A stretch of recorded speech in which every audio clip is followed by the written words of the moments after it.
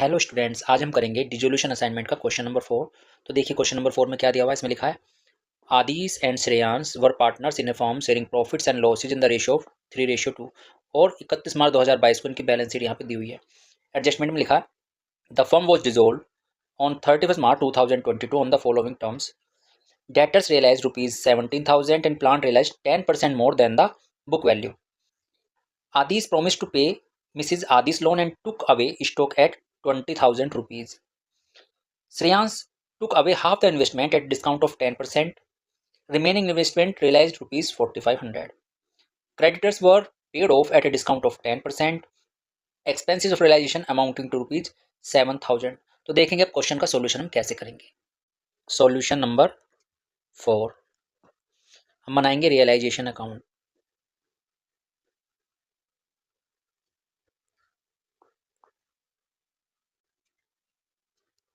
यहाँ लिखेंगे particulars, amount, particulars and amount. सबसे पहले हमें ये जो असेट्स गिवन है यहाँ पे, इन असेट्स को हमें इधर डेबिट साइड में ट्रांसफ़र करना होगा। तो डेबिट साइड में ट्रांसफ़र करेंगे। असेट्स, पहली असेट्स हमारी कैसेट बैंक, तो कैसेट बैंक को तो हम ट्रांसफ़र नहीं करेंगे, स्टॉक को कर देंगे, इन्वेस्टमेंट को कर देंगे, डेटर्स को भी कर देंगे, प्रोविजन को अपोजिट साइड में करेंगे और प्लांट को कर देंगे। इसके अलावा एडवर्टाइजमेंट सस्पेंस अकाउंट इसे नहीं करेंगे। तो दो चीज़ें नहीं करेंगे, कैसेट बैंक और एडवर्टाइजमेंट सस्पेंस अकाउंट। तो इधर डेबिट साइड में लिखा जाएगा टू स्टॉक,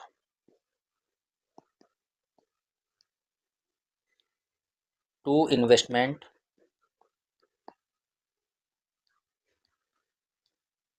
इसके बाद टू डेटर्स,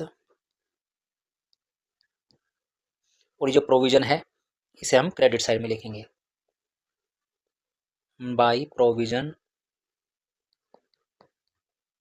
फॉर डाउटफुल डेब्ट।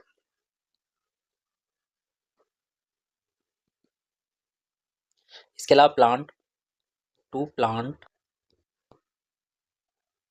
अब इनके अमाउंट्स लिख देंगे। स्टॉक है 24,000 का, investment 30,000, debtors 20,000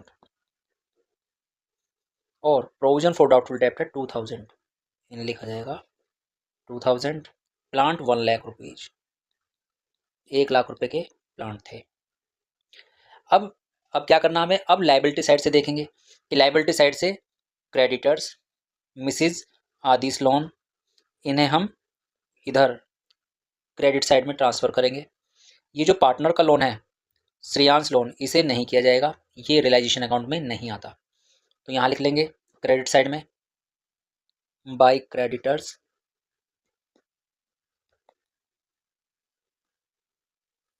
bye creditors by Mrs Adish loan. तो क्रेडिटर्स है 90,000 के, 90,000। मिसिज आदिस लोन है आपका 30,000 का। तो ये जो हमारा बैलेंस शीट से असेट्स और लाइबिलिटीज़ को ट्रांसफ़र करने का प्रोसेस था, ये पूरा हो गया। अब हम देखेंगे एडजस्टमेंट्स को। फर्स्ट एडजस्टमेंट में लिखा है डेटर्स रियलाइज 17,000 रुपीज़। तो ये रियलाइज हो रहे हैं। जब हमारी एसेट्स रियलाइज होंगी, ये एसेट्स रियलाइज होंगी, इन्हें हम इस साइड में लिखेंगे बाय बैंक या बाय पार्टनर्स कैपिटल अकाउंट। तो देखिए असेट के बारे में क्या लिखा हुआ है, डेटर्स रियलाइज 17,000 रुपीज़।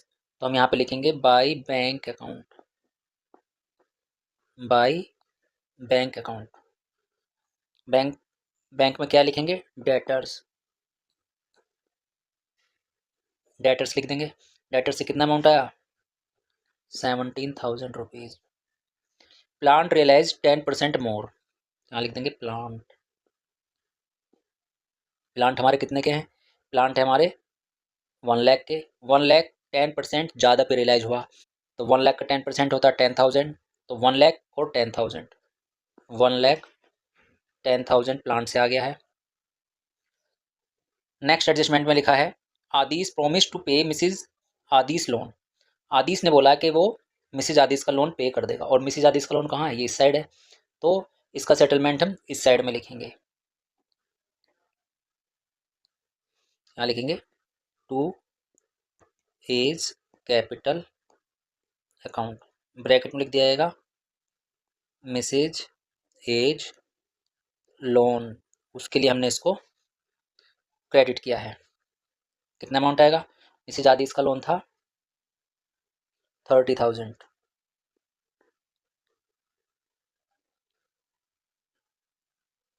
और आगे लिखा है and took away stock at 20,000। आदिस ने एक तो अपनी वाइफ का लोन पे किया है और उसने स्टॉक लिया है, स्टॉक किधर है, हमारे इस साइड में है, तो इनका सेटलमेंट किधर आएगा, क्रेडिट साइड में, तो by A's capital account, bracket में लिखेंगे स्टॉक, उसने लिया है 20,000 रुपीज़ में, तो यहाँ लिख देंगे 20,000, इधर ये बैंक का टोटल लिख दो, यह आ जाएगा 1,27,000। Next, Shreyansh took away half the investment at a discount of 10%, तो यहाँ लिखा Shreyansh took away half the investment at a discount of 10%। Shreyansh ने इन्वेस्टमेंट लिए हैं, इन्वेस्टमेंट है हमारे 30,000 के, 30,000 का हाफ लिया उसने इंटू 1/2, ये हो जाएगा 15,000, 15,000 को लिया है उसने 10% कम करके, तो माइनस कर दो 1,500, 13,500 में उसने क्या ले लिया, उसने इन्वेस्टमेंट ले लिए हैं, तो इसको हम लिखेंगे क्रेडिट साइड में by Shreyansh capital account, bracket में लिखेंगे इन्वेस्टमेंट, अमाउंट कितना आएगा 13,500, रिमेनिंग इन्वेस्टमेंट रियलाइज 4,500, और बाकी इन्वेस्टमेंट से 4,500 रुपीज़ फॉर्म को रिसीव हुए हैं, तो लिखेंगे by bank account investment 4,500 rupees. आगे, creditors were paid at a discount of 10%, तो क्रेडिटर्स की पेमेंट हो रही है, तो क्रेडिटर्स की पेमेंट हो रही है, ये इस साइड में है, किधर आएंगे इनकी पेमेंट, इसको लिखेंगे डेबिट साइड में, टू बैंक अकाउंट, ब्रैकेट में लिखेंगे क्रेडिटर्स, 10% कम में इनको पेमेंट किया गया है, क्रेडिटर्स है हमारे, क्रेडिटर्स है 90,000 के, 90,000 10% कम करेंगे तो 10% आएगा 9,000, 81,000 में इनकी पेमेंट हुई है, तो 81,000 लिख दिया जाएगा। इसके बाद लिखा है next, expenses of realisation amounting to ₹70,000, expenses of realisation ये भी हमारे डेबिट में आएंगे, एक्सपेंस है, टू बैंक अकाउंट, ब्रैकेट में लिखेंगे एक्सपेंसेस 7,000 रुपीज़। इसके बाद दोनों साइड का टोटल किया जाएगा, तो डेबिट साइड का हम टोटल करेंगे, डेबिट साइड का हम टोटल करते हैं तो ये आता है आपका 0,00292,